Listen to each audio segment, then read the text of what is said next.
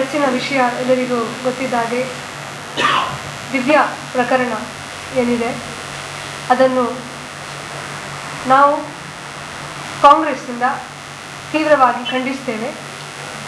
ನನ್ನ ಜೊತೆ ಈ ಪ್ರೆಸ್ಸಲ್ಲಿ ಮಾಜಿ ಮೇಯರ್ ಆದ ಗುಲ್ಜಾರ್ ಬಾನು ಅವರಿದ್ದಾರೆ. ಅದೇ ರೀತಿ ಸುರತ್ಕಲ್ ಬ್ಲಾಕಿನ ಮಹಿಳಾ ಕಾಂಗ್ರೆಸ್ಸಿನ ಪ್ರಧಾನ ಕಾರ್ಯದರ್ಶಿಯಾದ ಸುನಿತಾ ಡಿಸೋಜ್ ಅವರಿದ್ದಾರೆ. ಈಗಾಗಲೇ ನಾವು ನೋಡ್ತಾ ಇದ್ದೇವೆ, ಹಲವು ದಿನಗಳಿಂದ ಹೆಣ್ಣು ಮಕ್ಕಳ ಮೇಲೆ, ಅದು ಸಣ್ಣ ಪುಟ್ಟ ಮಕ್ಕಳ ಮೇಲೆ ಅತ್ಯಾಚಾರಗಳು ಪದೇ ಪದೇ ನಡೀತಾ ಇದೆ. ಇದರ ಮೊದಲು ಆಸೀಫನ ಪ್ರಕರಣ ಇತ್ತು, ಅದರ ನಂತರ ಮೆಡ್ರಾಸಿನ ಗೀತಾ ಪ್ರಕರಣ ಇತ್ತು, ಇವಾಗ ಮತ್ತೆ ದಿವ್ಯಾ ಪ್ರಕರಣ ಆಗಿದೆ. ಇದಕ್ಕಿಂತ ಮೊದಲು ಸಹ ನಾವು ಆಸಿಫಾ ಪ್ರಕರಣ ಆಗಿರ್ಬೋದು, ಗೀತಾ ಪ್ರಕರಣ ಆಗಿರ್ಬೋದು, ನಾವೆಲ್ಲರೂ ಕಾಂಗ್ರೆಸ್ಸಿಂದ ಅದು ಬಿಟ್ಟು ನಾವೆಲ್ಲರೂ ಮಹಿಳೆಯರಾಗಿ ಇದನ್ನು ತೀವ್ರವಾಗಿ ಖಂಡಿಸಿದ್ದೇವೆ. ಪದೇ ಪದೇ ಈ ಪ್ರಕರಣಗಳು ಆಗ್ತಾ ಇದೆ, ಅಲ್ಲಿ ಜನರು ಪ್ರತಿಭಟನೆಗಳನ್ನು ಮಾಡ್ತಾ ಇದ್ದಾರೆ. ಆದರೆ ಏನು ರಿಸಲ್ಟ್ ಅನ್ನೋದು ಕಾಣ್ತಾ ಇಲ್ಲ. ಇದಕ್ಕೆ ಮುಖ್ಯವಾದ ಕಾರಣ ನನ್ನ ಲೆಕ್ಕದಲ್ಲಿ ಏನು ಅಂತಾದರೆ, ನಮ್ಮ ಕಾನೂನು ವ್ಯವಸ್ಥೆ ಏನಿದೆ ತುಂಬ ಸಡಲಿದೆ, ತುಂಬ ವೀಕ್ ಆಗಿದೆ. ಅದರಿಂದಾಗಿ ಈ ಕಾಮುಕರು ಯಾರಿದ್ದಾರೆ ಅಥವಾ ಅತ್ಯಾಚಾರಿಗಳು ಯಾರಿದ್ದಾರೆ ಅವರು ಇಂಥ ಕೃತ್ಯಗಳನ್ನು ಪದೇ ಪದೇ ಮಾಡ್ತಾ ಇದ್ದಾರೆ. ಒಂದು ಪ್ರಕರಣ ಆದಾಗ ಅದೊಂದು ಹಂತಕ್ಕೆ ಬರಬೇಕು ಅಂತಾದರೆ ಮಿನಿಮಮ್ ಅದಕ್ಕೆ ಒಂದು 5, 6, 7, 8, 9, 10 ವರ್ಷ ಆಗುವಂಥ ಸಾಧ್ಯತೆಗಳು ನಮ್ಮ ಈ ಕಾನೂನು ವ್ಯವಸ್ಥೆಯಲ್ಲಿ ನಡೀತಾ ಇದೆ. ಕೆಲವೊಂದು ಅದು ಹೆಣ್ಣುಮಕ್ಕಳ ಮೇಲೆ ಪ್ರಕರಣ ಆದಾಗ ಅದು ಕೆಲವು ಸ್ಪೆಷಲ್ ಕೇಸಸನ್ನು ಸ್ಪೆಷಲ್ ಎಂಕ್ವೈರೀಸ್ ಮಾಡಿಕೊಂಡು ಆದಷ್ಟು ಬೇಗ ತನಿಖೆಗಳನ್ನು ಮಾಡಿಕೊಂಡು ಅದಕ್ಕೆ ಒಂದು ಸೂಕ್ತವಾದ ಕಾನೂನು ಕ್ರಮವನ್ನು ತಗೊಳ್ಬೇಕು ಅಂತ ಹೇಳಿ ಮಹಿಳೆಯರ ವತಿಯಿಂದ ನಾನು ಕೇಳ್ಕೊಳ್ತಾ ಇದ್ದೇನೆ. ಅದಲ್ಲದೆ ಇಲ್ಲಿ ನಾವು ಬರೀ ಹೆಣ್ಣು ಮಕ್ಕಳು ಅಂತ ಹೇಳಿ ಹೆಣ್ಣು ಮಕ್ಕಳ ಮೇಲೆ ನಾವು ಕಾನ್ಸಂಟ್ರೇಟ್ ಮಾಡ್ತಾ ಇದ್ದೇವೆ. ಎಷ್ಟೋ ಗಂಡು ಮಕ್ಕಳ ಮೇಲೆ ಸಹ ಇಂಥ ಪ್ರಕರಣಗಳು ನಡೀತಾ ಇದೆ.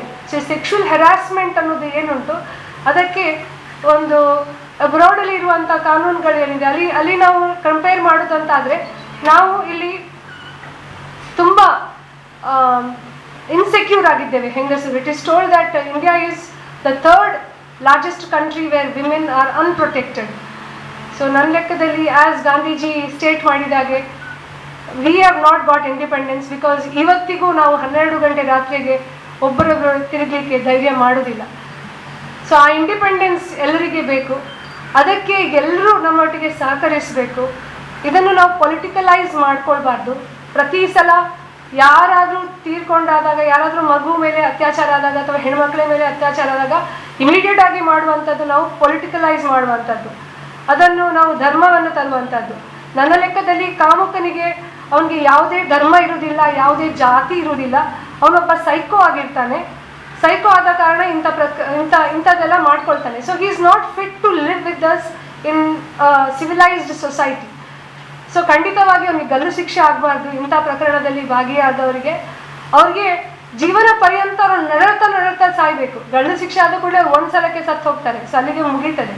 But the punishment should be very severe so that ಇನ್ನೂ ಮಾಡುವವರು ಸ್ವಲ್ಪ ಆಲೋಚನೆ ಮಾಡಬೇಕು. ಅದಲ್ಲದೆ ಎಷ್ಟೋ ಸಂಘಟನೆಗಳಿದೆ ಇಲ್ಲಿ ಧರ್ಮದ ಹೆಸರಲ್ಲಿ ಇರುವಂಥದ್ದು, ಯಾವುದೇ ಧರ್ಮದಲ್ಲಿ ಆಗಿರ್ಬೋದು. ವಿದ್ಯಾರ್ಥಿ ಮೇಲೆ ಹಲ್ಲೆ ಮಾಡ್ತಾರೆ, ಒಂದೊಂದು ಧರ್ಮದ ಒಂದು ಉದ್ದೇಶ ಇಟ್ಕೊಂಡು ಅಥವಾ ಏನಾದರೂ ಒಂದು ಕಾರ್ಯಚಟುವಟಿಕೆ ಮಾಡಿಕೊಂಡು. ಸೊ ಅಟ್ಲೀಸ್ಟ್ ಈ ಸಂಘಟನೆಗಳು ಇಂಥ ಕಾಸ್ಗೆ they have to come forward and they have to work, they have to make revolts. ಆವಾಗ ಮಾತ್ರ ಏನಾದರೂ ಒಂದು ರಿಸಲ್ಟ್ ತರಲಿಕ್ಕೆ ಸಾಧ್ಯ ಆಗ್ತದೆ. ಮತ್ತೆ ಬರೋದಂತಾದರೆ ಲಾಸ್ಟ್ ಟೈಮ್ ಆಸಿಫಾ ಪ್ರಕರಣಕ್ಕೆ ನಾನೊಂದು ಸ್ಟೇಟ್ಮೆಂಟನ್ನು ಕೊಟ್ಟಿದ್ದೇನೆ. ಇವತ್ತು ನಾನು ಆ ಸ್ಟೇಟ್ಮೆಂಟ್ಗೆ ಬದ್ಧಳಾಗಿದ್ದೇನೆ. Every girl in India including me, my daughter or anybody, we represent women. So ನಾವು ಹೆಂಗಸರನ್ನು ರೆಪ್ರೆಸೆಂಟ್ ಮಾಡುವವರು.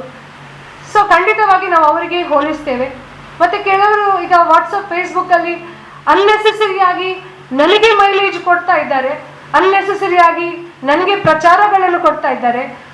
ನನಗೆ ಪ್ರಚಾರವನ್ನು ಕೊಟ್ಟುದು ಬಿಟ್ಟು ಎಲ್ಲರೂ ನನ್ನೊಟ್ಟಿಗೆ ಸೇರಿಕೊಂಡು ಅಥವಾ ನೀವು ನನ್ನನ್ನು ನಿಮ್ಮೊಟ್ಟಿಗೆ ಸೇರಿಸಿಕೊಂಡು ಏನಾದರೂ ನಾವು ಇಂಥ ಪ್ರಕರಣಗಳನ್ನು ರಿವೋಲ್ಟ್ ಮಾಡುವಾಗೆ ಆಗುದಂತಾದ್ರೆ ಅದಕ್ಕಿಂತ ಸಂತೋಷ ಇನ್ನು ಬೇರೆ ಯಾವುದಿರೋದಿಲ್ಲ. ನನ್ನ ಲೆಕ್ಕದಲ್ಲಿ ಭಾರತ ದೇಶದಲ್ಲಿ ಪ್ರತಿ ಸಲ ಹೆಣ್ಣು ಮಕ್ಕಳ ಮೇಲೆ ಅತ್ಯಾಚಾರ ಅಥವಾ ದೌರ್ಜನ್ಯ ಆಗುವುದು ಯಾಕೆ ಅಂದರೆ ನಾವು ಹೆಂಗಸರು ಅದನ್ನು ಸಹಿಸ್ಕೊಳ್ತೇವೆ.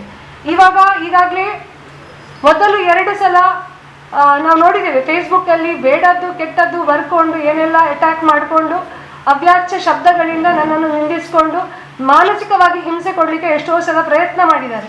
ಬಟ್ ನಾನು ಅದನ್ನು ತುಂಬ ಸೀರಿಯಸ್ ಆಗಿ ತಗೊಂಡಿರಲಿಲ್ಲ. ಯಾಕೆಂದರೆ ನಮ್ಮವರೇ, ನಮ್ಮ ಊರಿನವರೇ, ನಮ್ಮ ಹುಡುಗರು ಅಂತ ಹೇಳ್ಕೊಂಡು. ಬಟ್ ಎಲ್ಲದಕ್ಕೆ ಒಂದು ಇತಿಮಿತಿ ಅಂತ ಇದೆ.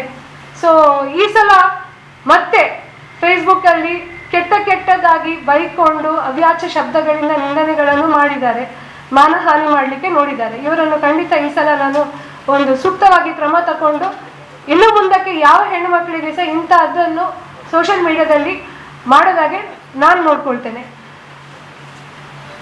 ಇದು ಇವತ್ತಿದ್ದು ಪ್ರೆಸ್ ಇದು ವಿಷಯ. ನಾನು ಈಗಾಗಲೇ ಎಲ್ಲ ರೆಕಾರ್ಡ್ಸ್ ಅನ್ನು ರೆಡಿ ಮಾಡ್ಕೊಂಡಿದ್ದೇನೆ. ನನ್ನ ಹೆಸರು ಹಾಕಿ ಇವಾಗ ಪ್ರತಿಭಾ ಕುಳ ಎಲ್ಲಿದ್ದಾರೆ ಅಂತ ಕೇಳಿಕೊಂಡು ಒಂದು ಟ್ಯಾಗ್ ಮಾಡಿಕೊಂಡು ಹಾಕಿದ್ದಾರೆ. ಅದಕ್ಕೆ ಮತ್ತೆ ಬೇಡದ್ದು ಕೆಟ್ಟದ್ದೆಲ್ಲ ಬೈದುಕೊಂಡು ಬರೆದಿದ್ದಾರೆ. ಸೊ ಈ ಸಲ ಮತ್ತೆ ಯಾರ್ಯಾರು ಅವರ ಹೆಸರು ಹಾಕಿ ಅವ್ರು ಏನು ಕಮೆಂಟ್ ಹಾಕಿದ್ದಾರೆ ಅದನ್ನು ಮೆನ್ಷನ್ ಮಾಡಿಕೊಂಡು I will see to that they are behind bars. ಮತ್ತೆ ಸಂಘಟನೆ ಹೆಸರುಗಳಲ್ಲಿ ಅಲ್ಲಲ್ಲಿ ಮೋರಲ್ ಪೊಲೀಸಿಂಗ್ ಮಾಡ್ತಾರೆ, ಅಲ್ಲಲ್ಲಿ ಹೆಣ್ಣು ಮಕ್ಕಳ ಮೇಲೆ ದೌರ್ಜನ್ಯ ಮಾಡ್ತಾರೆ ಮೋರಲ್ ಪೊಲೀಸಿಂಗ್ ಮುಖಾಂತರ. ಅಂಥವರೆಲ್ಲ ಇವಾಗ ಮುಂದೆ ಬರಬೇಕು ಇಂಥ ಕಾಸಸ್ಗೆ. ಧರ್ಮ ಮತ್ತೆ ರಾಜಕೀಯವನ್ನು ಬಿಟ್ಟು ಅಟ್ಲೀಸ್ಟ್ ಈ ಕಾಸಸ್ಗೆ ಅದನ್ನು ಬೇರ್ಪಡಿಸ್ಕೊಂಡು ನಾವು ಪ್ರತಿಭಟನೆ ಮಾಡಿದಾಗ ಮಾತ್ರ ಇದೊಂದು ತಿರುವು ಕಾಣಲಿಕ್ಕೆ ಸಾಧ್ಯ. ಇಲ್ಲದ್ರೆ ಪ್ರತಿ ಸಲ ಇಂಥದ್ದು ನಡೀತಾನೆ ಹೋಗ್ತದೆ.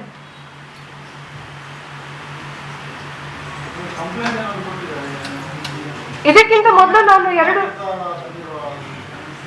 ಇವತ್ತು ಕೊಡ್ತಾ ಇದ್ದೇನೆ ಕಮಿಷನರಿಗೆ.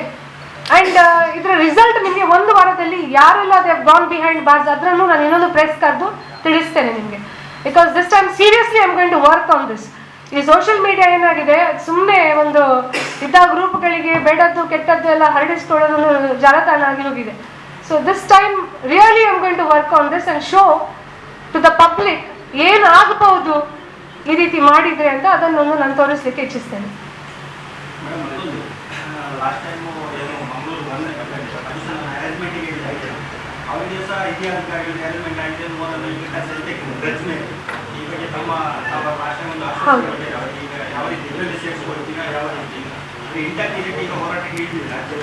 ಇಂಟೆಕ್ ಜೊತೆ ನಾನು ಸಹ ಇದ್ದೇನೆ. ಇನ್ನೊಂದು ವಿಷಯ, ಹೆಣ್ಣು ಮಕ್ಕಳ ವಿಷಯ ಎಲ್ಲಿ ಸಹ ಬಂದ್ರೆ ಏನಾದ್ರೆ ಸಹ ಡಿಪ್ರೈವ್ಡ್ ಫ್ರಮ್ ಪಾರ್ಟಿ ಆಗಿರ್ಬೋದು ಅಥವಾ ಧರ್ಮ ಆಗಿರ್ಬೋದು, ನಾನು ಅದಕ್ಕೆ ಸ್ಟ್ಯಾಂಡ್ ಮಾಡ್ತೇನೆ. ಇದಕ್ಕೆ ಮೊದಲು ಸಹ ನಾನು ಮ್ಯಾಂಗ್ಳೂರ್ 1 ಅವ್ರಿಗೆ ಆದಾಗ ನಾನು ಹೋಗಿದ್ದೆ, ಅವ್ರಿಗೆ ಸಪೋರ್ಟ್ ಮಾಡಿದ್ದೆ, ಇನ್ನು ಮುಂದೆ ಸಹ ಖಂಡಿತವಾಗಿ ಮಾಡ್ತೇನೆ.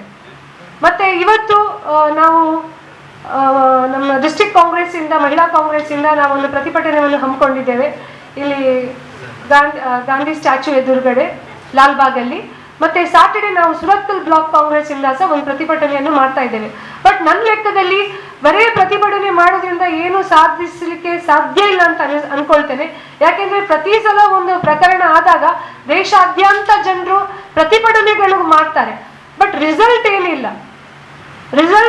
ರಿಸಲ್ಟ್ ಬೇಕು ಅಂತ ಆದ್ರೆ ಕಾನೂನು ಇನ್ನಷ್ಟು ತೀವ್ರವಾಗಬೇಕು. It has to be so that ಮಾಡುವವನಿಗೆ ಅವ್ನು ಹೆದರ್ಬೇಕು ಮಾಡಲಿಕ್ಕೆ.